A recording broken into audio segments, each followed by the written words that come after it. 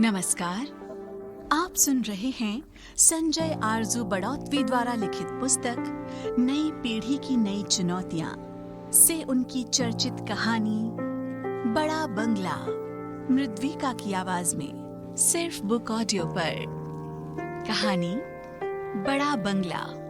Graduate होने के साथ साथ पारिवारिक परिस्थितियों के चलते एक प्राइवेट कंपनी में अकाउंटेंट के पद पर काम कर रहा दीपक अक्सर घर के आने जाने के रास्ते में एक नए बड़े बंगले को बड़ी हसरत भरी निगाहों से देखा करता था। ये बंगला उसकी कंपनी के मालिक ठाकुर अमर प्रताप का ही बन रहा था, जिसके यहाँ वो काम करता था। हर मेहनत कश युवा की तरह वो भी सोचा करता था और कहता था, देखना एक दिन वो भी मेहनत कर इसी तरह बहुत बड़े बंगले का मालिक बनेगा। फैक्ट्री से घर आते जाते उसके साथी मित्रों के साथ वो अक्सर मालिक के इस बन रहे बंगले पर चर्चा किया करता। देखो कितना पैसा लगा दिया सेठ जी ने अपने रहने के लिए। दीपक के एक साथी ने तो दीपक से ही पूछ भी लिया, अरे यार तुम तो साहब के वफादार और बहुत निकट वाले खास अकाउंटेंट हो, तुम्हें तो मालूम ही होगा बंगले में कितना पैसा लगा है। दीपक ने अपने व्यावसायिक प्रतिबद्धता के चलते इस प्रश्न का उत्तर हूँ हाँ में टाल दिया।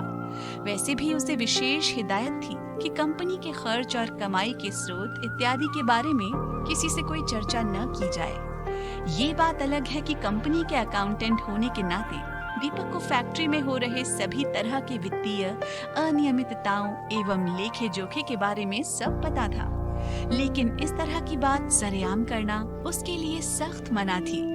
अक्सर दीपक देखता सेठ जी के बन रहे बंगले में रोज नई नई गाड़ियां और सामान आता रहता।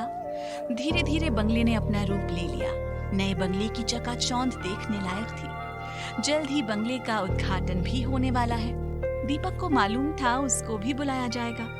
ठाकुर साहब के प्रति वफादारी और अपनी प्रतिष्ठा के चलते वो बड़ा आशावान था कि उसे भी इस बड़े बंगले के उद्घाटन में बुलाया जाएगा। वो अक्सर घर पर जाकर अपनी पत्नी निर्मला से सेठ जी के बन रहे इस नए बड़े बंगले के बारे में बात किया करता। बीच बीच में दीपक अक्सर अपने अरमानों को भी अपनी बातों में पिरोते हुए निर्मला से अपनी इच्छा जाहिर कर दिया करता। देखना एक दिन अपना भी ऐसा ही बंगला होगा। जिसे सुन दीपक की पत्नी निर्मला अक्सर मुस्कुरा देती और कहती, सुनो पैसे के पीछे नहीं सुख के पीछे रहो। पैसा हो न हो सुख होना जरूरी है और हम अपनी इस कमाई में काफी खुश भी हैं और सुखी भी। दीपक एकदम खींच पड़ता, ये तुम कैसी बातें करती हो? तुम्हारे कहने का क्या मतलब? क्या मैं सपने ना देखूं? क्या मैं अमीर होने का सोच रहा हूं तो कोई गलत है? क्या मैं नहीं चाहता मेरे बच्चे एयर कंडीशन कमरों में रहें, विदेश जाकर पढ़ें, नौकर चाकर हों, सब सुविधाएं हों? मैं अगर ऐसा सोच रहा हूं तो इसमें क्या बुराई है? अरे बाबा मैं तुम्हें ये नहीं कह रही हूँ कि ऐसा मत सोचो, बस ये कह रही हूँ कि मेहनत तो करो मगर आज का सुख भी तो ले लो। ये अमीर होने का दिमाग में रखने से तुम्हारा आज का सुख भी बेकार हो रहा है। इसलिए आज के सुख के साथ मेहनत करते रहो। मेरा कहने का मतलब ये है सुविधाएं नहीं सुख इकट्ठा करने की सोचो।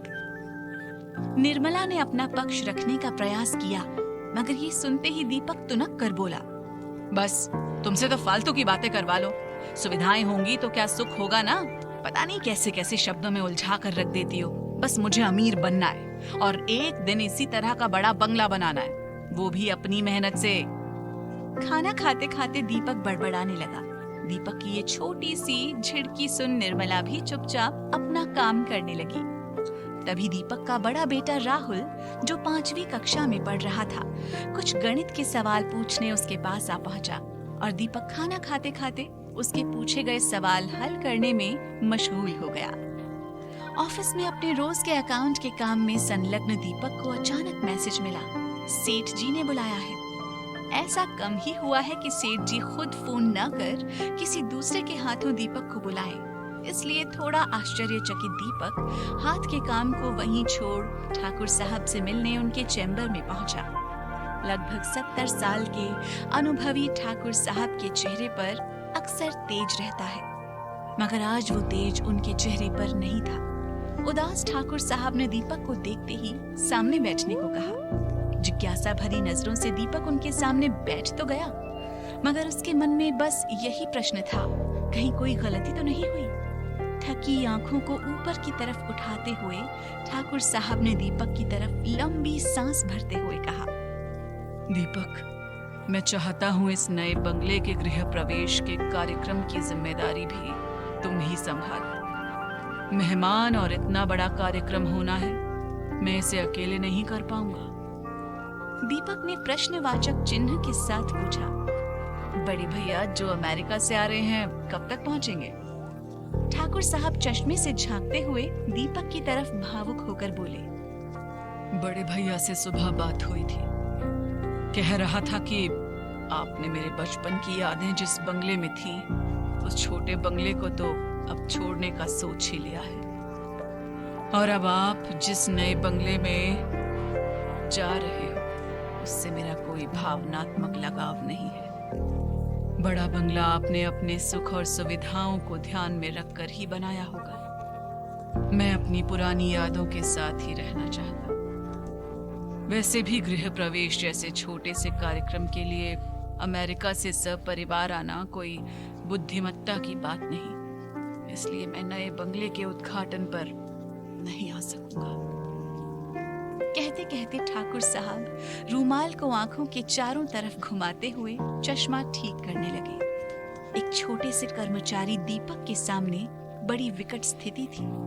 ऐसे में वो चुप बैठकर ठाकुर साहब के अगले आदेश का इंतजार करने लगा।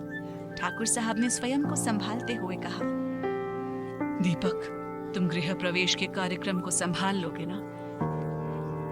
प्रश्न को आदेश मानते हुए दीपक ने सहर्ष पूरी जिम्मेदारी उठाने के लिए हाँ कह दी। आज 2 हफ्तों की भाग दौड़ भरी तैयारियों के बाद बंगले में चहल पहल थी। पूरे बंगले को रंग बिरंगी लाइटों से सजाया गया था। सुबह ठाकुर साहब के मित्रों की उपस्थिति में विशेष पूजा भी रखी गई थी, जिसमें ठाकुर साहब पत्नी सहित पूजा में बैठे। पूजा के इसी कार्यक्रम के चलते पंडित जी ने अचानक ठाकुर साहब को अपने बेटे, बहू और पोते को बुलाने के लिए कहा। पंडित जी के पास बैठे सेठ जी के मित्र ने कान में फुसफुसा कर कहा कि इनका बेटा विदेश में होने के कारण नहीं आया है। इससे पहले कि पंडित जी आगे का मंत्र पढ़ पाते हैं, ठाकुर साहब ने पिछले 2 हफ्तों में भाग दौड़ कर रहे दीपक को जोर से आवाज लगाकर पूजा के लिए बुला लिया। दीपक, जो अभी तक मेहमानों की देखभाल में लगा था, दौड़कर ठाकुर साहब के पास आया। ठाकुर साहब ने लगभग प्यार भरा आदेश देते हुए दीपक को पत्नी और बच्चों के साथ पूजा में बैठने का आदेश दिया और फिर सुबह की पूजा पूरी हुई। घनिष्ठ मित्रों, अन्य रिश्तेदारों की उपस्थिति में पूजा के बाद गृह प्रवेश की खुशी में महंगे महंगे तोहफे सबको दिए गए, जिनमें दीपक भी था। पूरे शहर को ठाकुर साहब ने रात्रि भोज पर बुलाया हुआ था। रंग बिरंगी लाइट की रोशनी में पूर्णिमा का चमकता चांद बंगले के प्रांगण में सजी हरी हरी घास और पेड़ पौधों पर अपनी चांदनी भी इस तरह गिरा रहा था मानो वो भी आसमान से इस भव्य बंगले को अपना आशीर्वाद दे रहा हो। मित्रों, रिश्तेदारों, शहर के बड़े व्यापारियों, नेताओं और अधिकारियों की उपस्थिति ने बंगले की रौनक और बढ़ा दी थी। ठाकुर साहब खुद आगंतुकों को बार बार बंगले की खासियत बता रहे थे। कुछ चीजें तो सीधा विदेशों से ही बुलाकर लगाई गई थी। किशनगढ़ का सफेद मार्बल, जयपुर के कारीगर, शहर के सबसे नामी आर्किटेक्ट का डिजाइन, दीवारों पर तैरती मछलियां, तुर्की से आए ड्राइंग रूम में टंगे बड़े बड़े झूमर। ठाकुर साहब ने सभी मित्रों को इस बड़े बंगले की खूबी को बहुत विस्तार से बताया। धीरे धीरे चांद अब छुपने को था। मेहमान एक एक कर घर वापस चले गए थे। थके हुए ठाकुर साहब पत्नी सहित बाहर लॉन में लंबे पैर किए बैठे थे। सब मेहमानों के जाने के बाद अब दीपक को भी घर जाना था। विदाई की इजाजत लेने के लिए दीपक सपरिवार ठाकुर साहब के पास पहुंचा ही था कि दीपक को देख उन्होंने अपने पास आकर बैठने को कहा। दीपक चुपचाप ठाकुर साहब के पास कुर्सी पर आकर बैठ गया। सुबह से भाग दौड़ भरे दिन के बाद अब जाकर ठाकुर साहब को थोड़ा समय मिला था। आशीर्वाद स्वरूप दीपक के सर पर हाथ फेरते हुए दीपक को हृदय से धन्यवाद देते भावुक हुए ठाकुर साहब ने कहा, तुमने मेरे बेटे का फर्ज पूरा किया है। कृतज्ञता से भरा दीपक भारी मन के साथ गर्दन नीची किए बैठा रहा। शायद वो महसूस कर रहा था कि ठाकुर साहब पर क्या बीत रही है। बड़े बंगले के भव्य कार्यक्रम के सफल आयोजन के बाद घर की तरफ जाते हुए दीपक शांत था। निर्मला ने दीपक का हाथ धीरे से दबाकर उसकी तरफ देखा और इशारों में ही पूछ लिया कि वो इतना शांत क्यों है।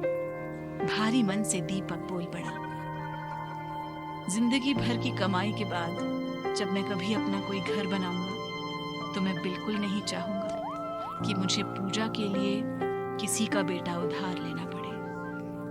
मुझे ऐसा बड़ा बंगला नहीं चाहिए। आप सुन रहे थे संजय आरजू बड़ौत्वी द्वारा लिखित कहानी बड़ा बंगला। आपको कैसी लगी कमेंट में जरूर बताएं या हमें लिखें sanjayarzu@gmail.com पर।